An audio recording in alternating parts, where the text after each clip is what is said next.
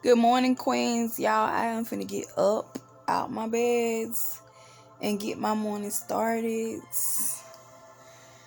Ooh, I am really tired, y'all, from all this working. Like, 2 o'clock in the morning, like, it's no joke, for real. Like, but y'all, I gotta get up, get my day started. I am finna go get my nails did. I actually gotta get some taken off because I had got them did, but it's time for them to come off, and plus I wanted something more natural. So y'all, I'm finna go ahead, go to the nail shop. There I'm gonna do a little shopping. You know, a little shopping, because period, baby, you know I love shopping. Makeup, decoration, all that, yes. But no, I am finna go ahead and do that, and I'm gonna catch y'all in a little bit.